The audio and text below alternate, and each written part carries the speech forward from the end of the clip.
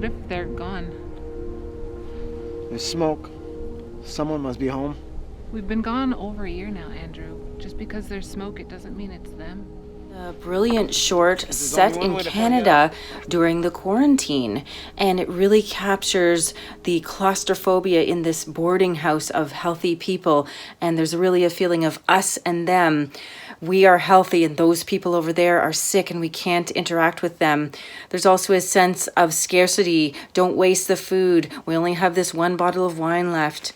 And the sound design is really, really well done with the whistling wind. You really sense the coldness of the area. And I really like the intriguing story about the baby at the end. And it's a really captivating film. Well done. Had a super scary plot, totally relevant, on point, and it was both excruciatingly sad and somehow also very hopeful.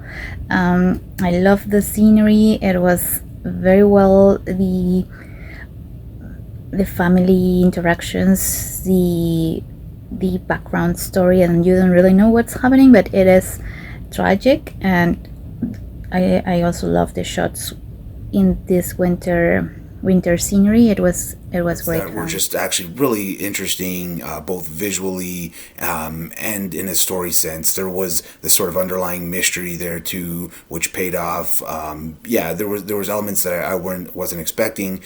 It was really good as a whole. The picture. This was shot super well. I feel like it was colored extremely well. Like, you definitely get a sense of, like, you know, the warmth and the coldness. This film particularly, what stood out to me was that I felt like there were a lot of quarantine references that were extremely deep. One of the main ones being that, like, we can't visit everyone and see everyone the way we used to.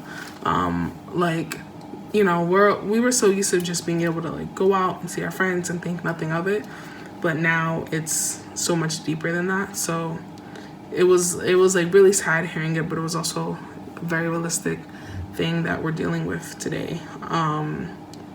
The ending was also very heartbreaking with the shooting. So yeah, I really enjoyed this film, and I think it was executed very well. So seeing this was really interesting for me, because, like, that kind of mentality of, like, if you're sick at all with anything, like, you have to go, like, it's either us or them. After almost a year, we're approaching the year mark of kind of having to deal with this. I understand kind of how you could go down that rabbit hole of if, you know, one person gets sick, then it's done. Like that scene where they're at the dinner table and the guy sneezes and it's the peas, but, like, the moment where, like, everyone at the table, like, is holding their breath of, like, are all of us now doomed, essentially. I thought that was really interesting. It gives us a look at a global pandemic that seems much more severe than the one that we are currently living in reality.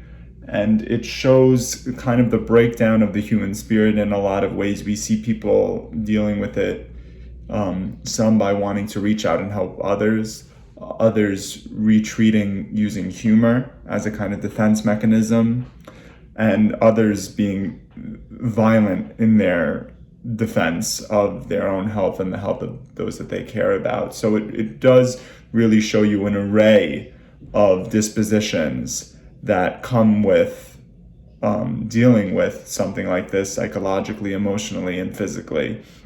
I think that was one of the greatest takeaways from it, is how these situations really show true colors, so to speak.